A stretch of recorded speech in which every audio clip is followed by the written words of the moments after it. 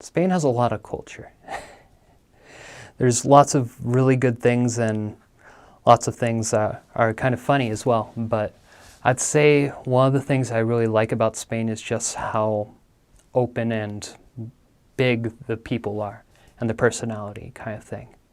That everyone really loves to talk, everyone loves to communicate, to tell stories, have those connections, those friendships. All those social things are just really huge in Spain, especially in that culture and the cultures that go there. Another thing that is really fun is that because of that, they also care a lot about the family and being able to remember your families and going and visiting them every weekend, usually, whenever they get off work. Also, they really like to stay in the same place. Like they usually live in the same city that their grandparents did, that their great-grandparents did, that their great-great-great-great-great-grandparents did. But doesn't mean they don't like to travel because they love traveling all around the world. It's just they always live in the same place. Another thing is just, it's so culturally diverse there. Like the people up in Galicia are way different from the people down in Madrid, and the different people over in the Canary Islands are way different from the people in Barcelona, and it's just that big cultural diversity, that change that's so huge is something that makes it very interesting there. Another cool thing is all the different holidays they have, because I don't know why, but they love having as many holidays as possible to get off work kind of thing. That each day has a different saint, and different cities have different festivals pretty much every day of the year. And there's Easter is a huge holiday there with Semana Santa, where they have processions with people in, I'll call it funny outfits. They're in large pointy hats and stuff, carrying their religious symbols and stuff like that. Christmas is also a huge one with them, as well as Dia de los Reyes, which is kind of in January, the time that when we normally get presents, it's on Christmas with Santa Claus and all that. Now for them, they don't believe in Santa Claus. They celebrate Christmas more as a traditional Christian holiday, celebrating Christ, but then in January they celebrate the coming of the Three Kings, or Los Reyes Magos, as they call them. And they usually have this giant parade through the city with the Three Kings coming in on these giant floats, throwing out candy at everyone. And that day the kids can go and find in their house the presents that the Three Kings come and leave them. Kind of in that memory of the story of Christ, but having those presents in that other way that they can still remember the importance of it and the importance of Him.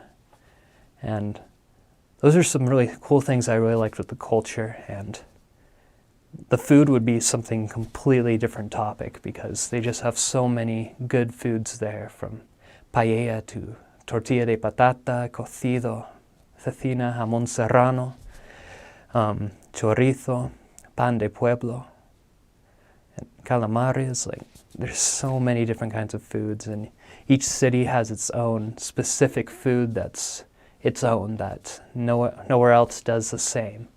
And all of it's super good. I don't think I ever ate anything in Spain that I didn't like, even, out of the whole time that I was there, and the food is just amazing.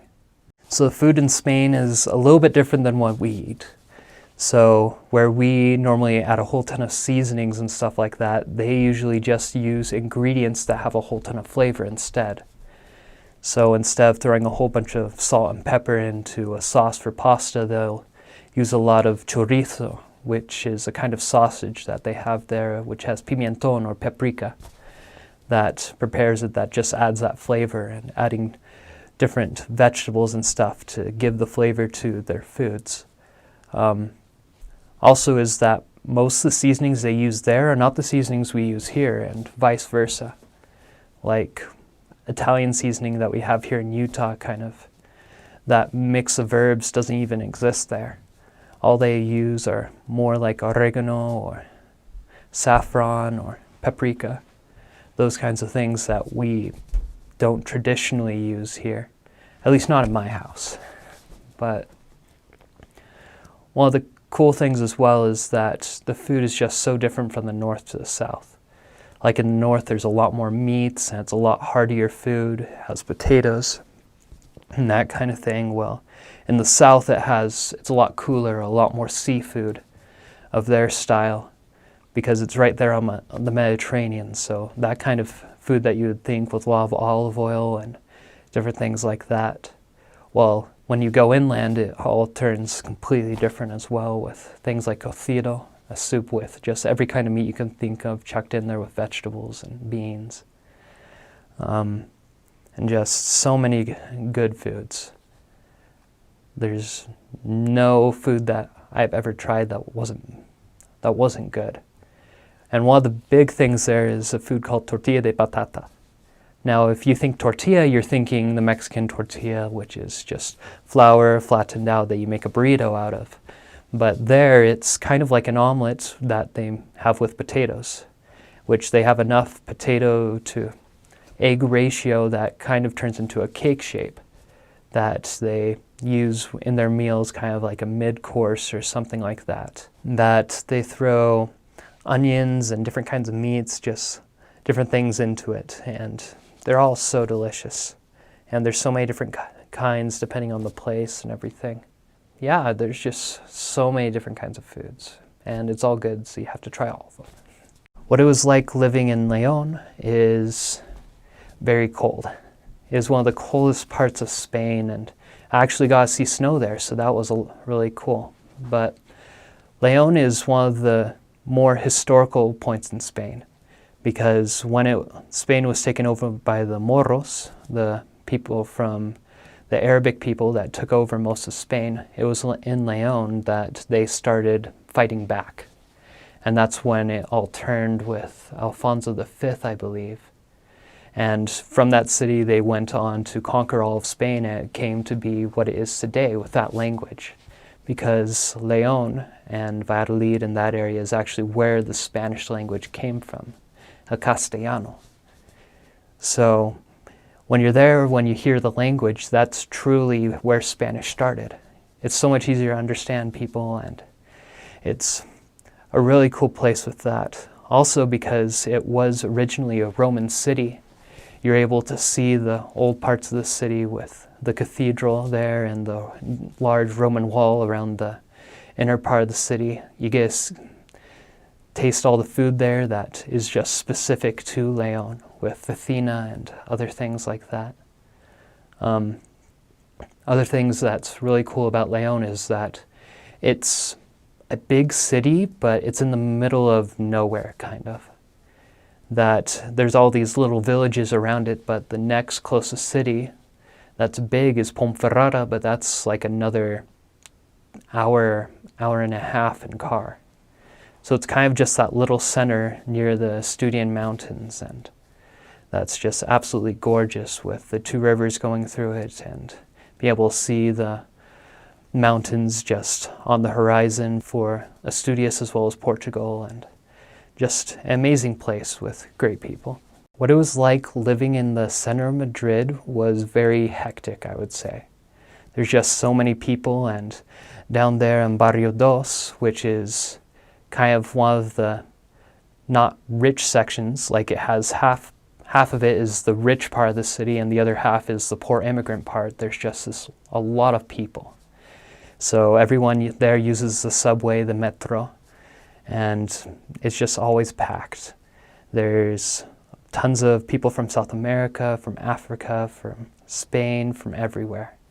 And with that, there's just a lot of cultural diversity. Like you'll walk down one street and not only will you see a bunch of things from Spain, like Spanish shops, but also you'd see shops from Africa, food from South America, from other parts of Europe, just everything, all in the same place. Other parts of that area is that you have the Barrio de Salamanca, which is like the big, really pricey part of town, where all the fancy apartments are. You got Parque Retiro, which is kind of like the big central park of the city. That's just absolutely gorgeous with the glass palace and the big lake that they have in the middle of it.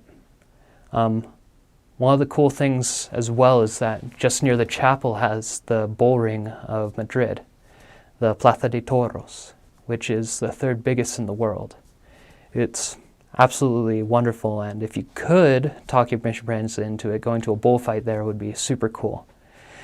I wasn't allowed to in my time, but going to the museum there behind, you're able to watch movies of bullfights and seeing all the memorabilia and all that kind of stuff. Other cool things in that part of the city is just there's all these little football fields that they have there, usually cement that all the little kids play on, that you just get the chance to jump in and play with them, and it's a ton of fun. Also, just when I was there, they moved the stadium for the Atletico Madrid, one of the two big soccer teams there in Madrid. So every day that there's a game there, just that side of the subway just gets filled with their fans. You can't really fit into the subway anymore trying to go that way on game day. So trying to get to a football game there or just seeing the stadium La Wanda is just absolutely amazing. Other parts with staying in Madrid is that you really are connected to everywhere, because as someone underneath the age of 25, you can get this special card called the Abono Joven, kind of a free travel pass you pay every month. Just $20, and you can use all public transportation in the state of the Comunidad de Madrid. So you can go and visit Toledo, Segovia, and all those wonderful places that are just so full of history. What it's like to live in Santiago de Compostela, up there in Galicia, is that it is very wet. It is one of the very few places in the world where it rains more days of the year than it has sun. It's really interesting as well because it's actually a huge cultural center there in Spain, because it has the Camino de Santiago. It's a pilgrimage that people do from other parts of Europe to go to Santiago, which is to go see Santiago the Apostle, or the Apostle James, because they believe that he is buried there underneath the cathedral. So when you're there, you get to see a whole ton of tourists. The city is very old, with lots of amazing buildings. Like when I was told I was going there, the one person in the office, the old financial secretary, told me that I had to really enjoy it because people pay millions of dollars just to walk there, just to see that city for a few days. And I'd be living there. Other things are that there in Galicia, it's not normal Spaniards, but Gallegos, Galicians. So their culture is completely different from everywhere else.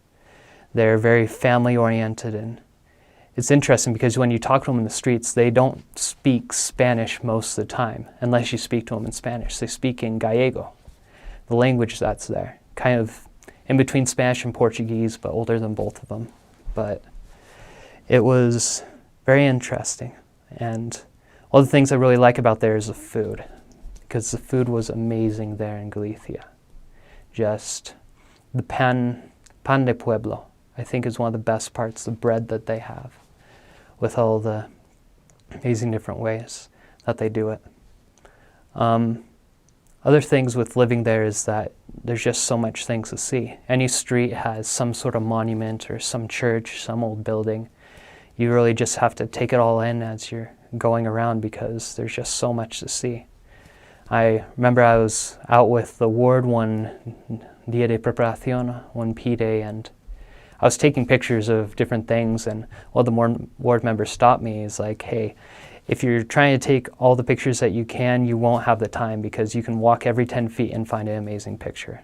And it was true. It was just an amazing, beautiful place with lots of rain, and it got cold in the winter, very humid, but it was absolutely amazing. Loved it.